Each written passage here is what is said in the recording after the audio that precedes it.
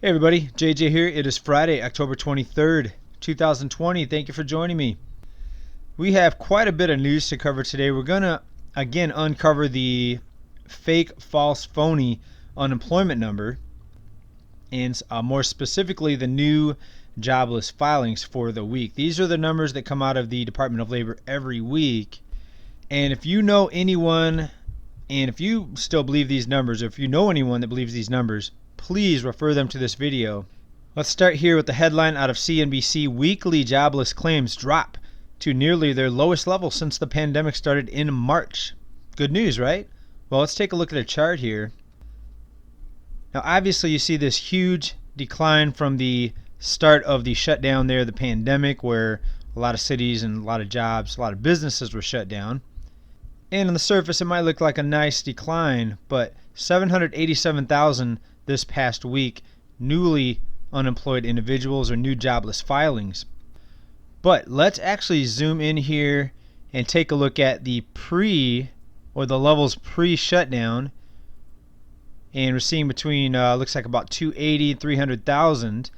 So we went from 280,000 there, around there, to 300,000 to 787,000.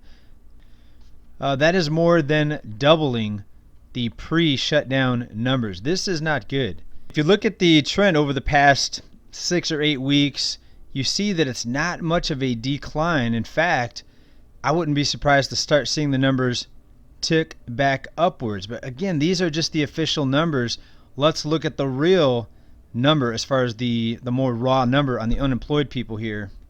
And this would be the labor force participation rate. The Fed data shows over 100 million in U.S. out of the labor force. So now you ask, well, why is the unemployment number, why are they saying it's below 10%?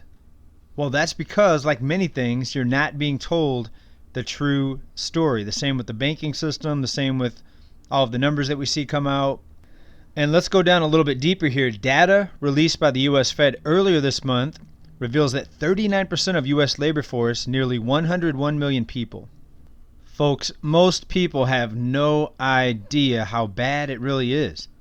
And that is intentional. Believe me, they don't want people realizing how bad this economy really is. They want to keep people calm. They want to have everybody believing that everything's going to work out. The economy's coming back.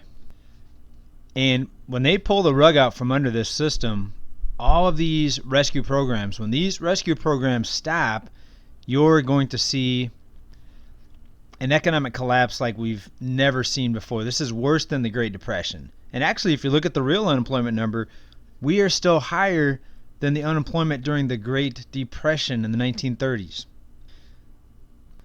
If we look back, the peak unemployment was just under 25% in 1933. But remember, back in 1994, they changed the formula in the way that unemployment is calculated.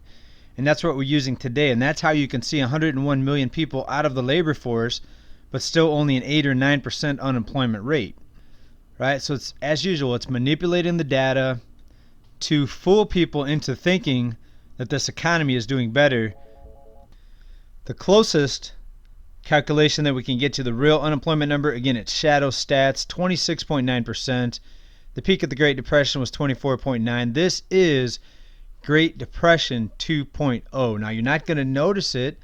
Why? Because back in the Great Depression, or I should say most people won't notice it. When you look at the Great Depression, people are going to say, well, no, this is not bad as the Great Depression. There's not all these people waiting in soup lines.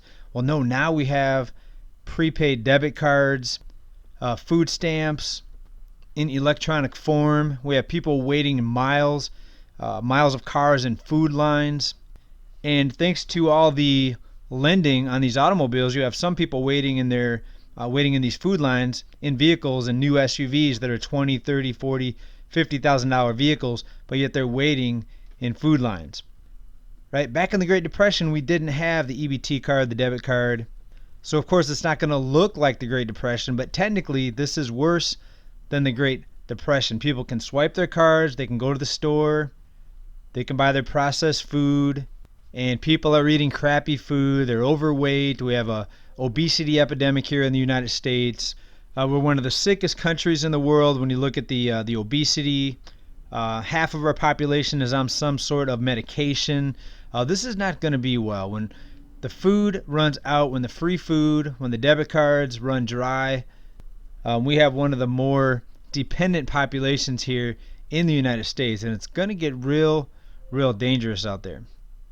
Recent article right here, this is out of LA Times. California says 350,000 debit cards for unemployment benefits have been frozen because of fraud fears. What's going to happen when these cards do not work? They swipe the cards, you're going to have hundreds of thousands of people hungry, starving, desperate.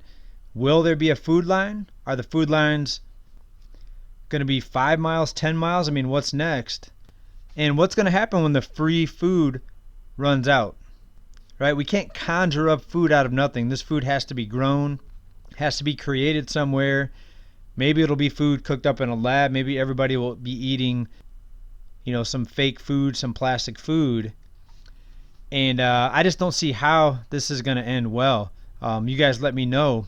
But what I see is rising prices, more people dependent on handouts, more money being created out of nothing and pushed out into the economy. Another recent article right here, Goldman is calling for a bull market for commodities in 2021 on dollar moves and inflation risk. So it's going to be more dollars pumped out into the system. That's going to cause more devaluation of the dollar, rising prices.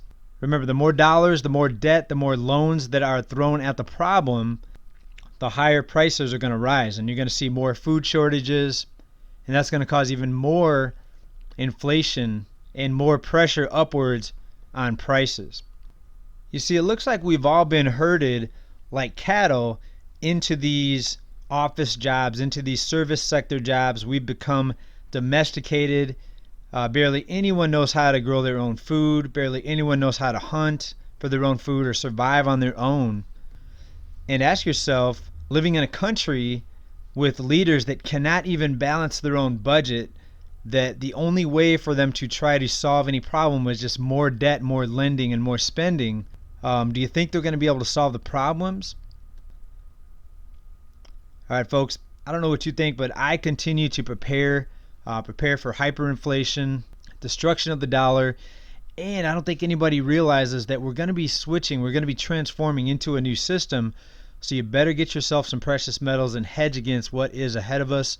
The writing's on the wall. We've seen this coming for a long time. Of course, they have different events out there that are being blamed for this destruction of the economy, but we know the true reasons behind what we're seeing today. It's more than just the economy was shut down artificially. Yes, that escalated the problems, but the problems have been ever increasing amounts of debt. The problem has been a debt-based economy that's basically an economic illusion. This economy is just based on debt and endless money printing, and it's come to an end. The time to prepare was years ago, but start preparing now if you haven't done it already. Real money will be making a comeback. That is my prediction. Get yourself some silver, gold if you can. If you can't, silver. In my opinion, silver is going to be the place to be. It's going to be more easily to barter with silver because it's smaller increments.